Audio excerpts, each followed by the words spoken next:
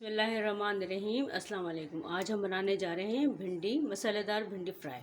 آئیے اسٹارٹ کرتے ہیں ہم۔ سب سے پہلے یہ میری لوہے کی کڑھائی ہے، آپ یہ مت سمجھیے گا کہ یہ بہت گندی کڑھائی ہو رہی ہے، لوہے کی کڑھائی ہے۔ اس کے اندر اب میں نے آئل ڈال دیا ہے، 3 سے 4 چمچ میں نے اس کے اندر آئل ڈال دیا ہے۔ اب اس میں ہم تھوڑا سا زیرہ ڈال دیں گے، یہ تقریباً 1 چمچ کے برابر ہوگا۔ یہ میں نے پیاز لے لی تقریباً 350 گرام۔ پیاز کو ہم ہلکا سا سافٹ کریں گے، اس کو ہمیں مکمل کوک نہیں کرنا ہے، بس ہلکا سا سافٹ کرنے کے بعد پھر ہم اس کے اندر دوسرے مسالے، دوسری چیزیں اس میں ڈال دیں گے، انگریڈینٹ ڈال دیں گے۔ ابھی ہم اس کو تھوڑا سا سافٹ کر لیتے ہیں۔ اب پیاز کافی اچھے سے سافٹ ہو گئی ہے، یہ دیکھیے آپ۔ اب اس کے اندر اب ہم ٹماٹر ڈال دیں گے، یہ تقریباً 1 پاؤ ٹماٹر ہے، اس کو بھی اچھے سے اب اس میں ہم مسالے ڈالتے ہیں۔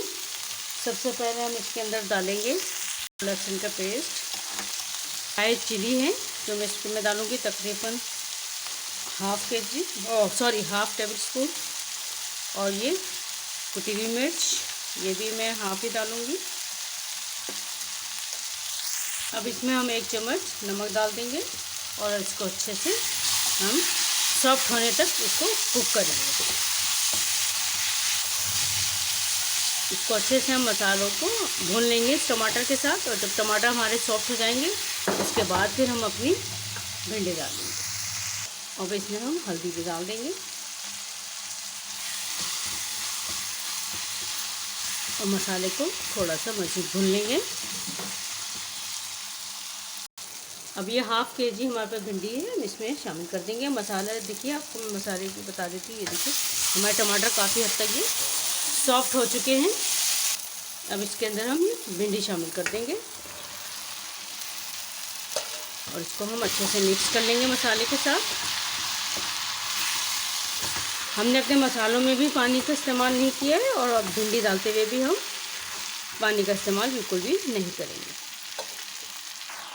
اب میں نے اس کو اچھے سے دیکھیے مسالے کے ساتھ اس کو مکس کر لیا ہے، اور اس کو اب ہم ڈھک کر تقریباً 5 منٹ کے لیے ہم اس کو پکائیں گے۔ اب ہم اس کو کور کر دیتے ہیں۔